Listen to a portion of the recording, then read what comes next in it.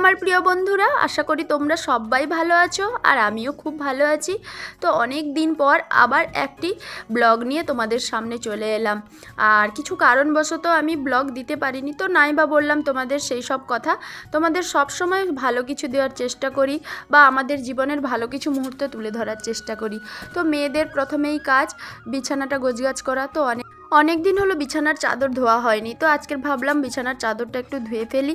আর এদিকে দেখো আমি জলখাবার করতে চলে এসেছি। তো জলখাবারে একটু চাউমিন করব ভেবেছি আজকের। তো তার জন্য আলুগুলো কুচি কুচি করে কেটে নিচ্ছি। আর দেখো চাউমিন আমার রেডি হয়ে গেছে, আর সস দিয়ে দিচ্ছি।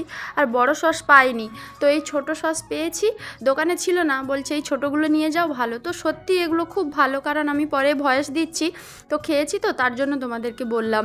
তো খুব সুন্দর কিন্তু এই সসগুলো 2 টাকা করে প্যাকেট নিয়েছে, তো আমি জানতাম না এরকম পাওয়া যায়। তো দেখো ওইদিকে দেখো ভাতও বসিয়ে দিয়েছি জলখাবার খেয়ে এসে। বেশি কিছু করিনি, ডাল ভাত ডিম ভাজা আর আলু ভাতে। আর তারপরে দেখো জামা কাপড়গুলো সব ধুয়ে নিচ্ছি। আর জামা কাপড়গুলো দেখো এখন ব্যালকনিতে মেলে দিচ্ছি। তো অনেক দিনই ধোয়াধুয়ি কোনো কিছুই করিনি, তো মনটা ভালো ছিল না। তো যদি কোনো দিন সম্ভব হয় তোমাদের সঙ্গে শেয়ার করব কেন মনটা ভালো নেই। তো তোমাদেরকে সব সময় ভালো কিছু দেওয়ার চেষ্টা করি, তো তাই দুঃখের কথা আর শেয়ার করতে চাই না। তো দুঃখের কথাটা একান্ত ব্যক্তিগতই থাকা দরকার। তো যাই হোক, জামা কাপড়গুলো ধুয়ে এখানে মেলে দিচ্ছি। তো রোদ নেই, তাও জামা কাপড়গুলো এখানে মিলছে। আর বিছানার চাদরপত্রগুলো সব ছাদে মিলতে যাব। আজকের ব্লগটা কিন্তু সত্যি একটু অন্যরকম, কারণ প্রতিদিনের কাজকর্মের সঙ্গে আরও কিছু আছে যেটা তোমাদের অনেকটাই মনোরঞ্জন করবে। তো আমার তো খুব ভালো লেগেছিল ওইখানে গিয়ে, তোমাদেরকেও আমি সঙ্গে নিয়ে যাব। পুরো ভিডিওটা দেখলে তো তোমরা পুরোটাই বুঝতে পারবে। আর সবার কাছে অনুরোধ, পুরো ভিডিওটা দেখো, তাহলে বুঝতে পারবে। তো খুব একটা ভালো জায়গায় তোমাদেরকে আজকে নিয়ে যাব। আর দেখো আমার তোমাদের সঙ্গে কথা বলতে বলতে মানে বিছানার চাদরগুলো সব মেলা হয়ে গেছে। আর এদিকে পাহাড়ের সৌন্দর্যটা খুব সুন্দরভাবে ফুটে উঠেছে।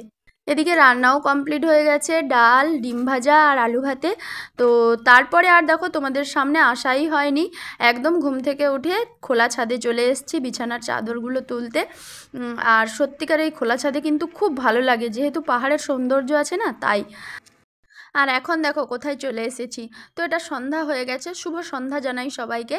তো আমরা এখন চলে এসেছি রাসের মেলাতে, আসামে রাসের মেলা। তো ভাবিনি কখনো এরকম এখানে মেলা দেখব।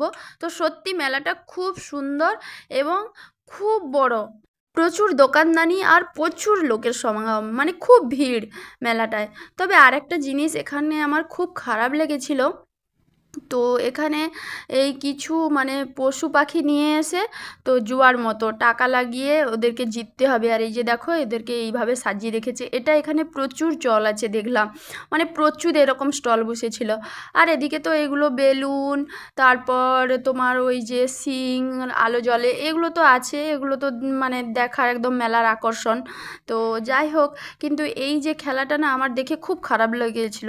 তো এটা ঠিক জুয়ারই মতো, যে মানে পশু পাখি নিয়ে এসে জীবন্ত প্রাণীদের নিয়ে এসে এরকম করছে। তো দেখো আমরা এখন একটু মানে ঘুগনি আর চিকেন পকোড়া খেয়ে নিচ্ছি, যেহেতু খিদে পেয়েছিল। তাই মেন মানে যেটা আসল মেলাতে ঢোকার আগে এই রাস্তার ধারে একটা দোকানে এরকম খেয়ে নিয়েছিলাম।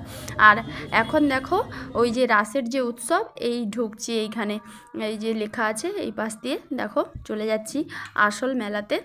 তো দেখো এখানে নাম গান হচ্ছে মেলাতে, তো তোমাদেরকে একটু শোনাই চলো।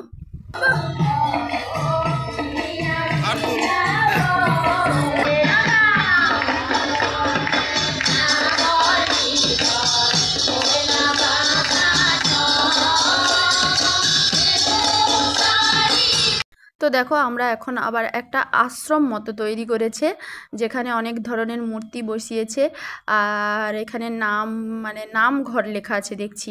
তো এরকমভাবে সাজিয়েছে, খুব সুন্দরভাবে কিন্তু সাজিয়েছে। আর দেখো এই যে নাম ঘর বলে লেখা আছে, তো এদের ভাষাতে কি বলে আমরা জানি না। আর এই মেলাতে কিন্তু প্রচুর মূর্তি তৈরি আছে, প্রচুর। আমাদের যেমন আমরা দেখেছি আমাদের বাড়ির কাছে যেমন নবদুর্গা হয় হয়, কিন্তু এখানে যেন তার থেকেও বেশি, মানে অনেকটাই অনেক মানে পুরো অনেকটা জায়গা জুড়ে ঠাকুরের প্যান্ডেল তৈরি হয়েছে। এই যে দেখো একে একে দেখাচ্ছি। তো পুরোটা তোমাদের সঙ্গে হয়তো পুরোটা শেয়ার করতে পারিনি, কিন্তু যতটুকু পেরেছি করেছি। আর এইটা দেখো মেন রাসের এই যে রাধা কৃষ্ণের যে লীলা, তো এখানে এটা তুলে ধরেছে খুব সুন্দরভাবে। তো তো আমার তো খুব ভালো লেগেছে, তোমাদেরও কেমন লেগেছে তোমরা কিন্তু একটু কমেন্ট করে জানাও। আর আসামে এসে যে এইগুলো দেখতে পাবো সত্যি আমি কোনো দিন ভাবিনি। আমি ভাবছিলাম আমাদের বাড়ির কাছে এখন রাস হচ্ছে, তো সবাই যাচ্ছে, ফোন করে জানছি, কিন্তু এখানেও যে এরকম হচ্ছে হঠাৎ করে একজনের কাছ থেকে খবর পেলাম যে এখানেই কাছেই নাকি এরকম মেলা হয়। তো তার জন্য আজকের চলে এলাম এই মেলাতে। আর মেলাটা কিন্তু সত্যি আবারও বলছি খুব সুন্দর, মানে অনেক সুন্দর। আর দেখেছো চারিদিকে ঠাকুরের মূর্তি আঁকা, তো তোমরা দেখতে থাকো। এই মেলাটা কিন্তু খুব সুন্দর। এবারে দেখো আমরা একটা জায়গায় যাব, তো এটা নাকি বলছে যে মানে সুড়ঙ্গ, তো পুরোটা দেখো তোমরা বুঝতে পারবে কিন্তু যে খুব সুন্দর জায়গায় কিন্তু আমরা এসেছি আজকের। আর এত ঠাকুরের মূর্তি আঁকা যে কোনটা দেখাবো কোনটা দেখাবো না এটাই ভেবে পাচ্ছি না। দেখো কত বড় শিবের একটা মূর্তি এখান থেকে দেখা যাচ্ছে। তারপরে আবার দেখো এই যে এই সুড়ঙ্গের কথা তোমাদেরকে বলছিলাম, এর ভিতর দিয়ে কিন্তু যাওয়ার রাস্তা আছে। তো চলো এর ভিতর দিয়ে যাওয়া যাক, তো কি আছে দেখি, তো তোমরাও দেখতে থাকো।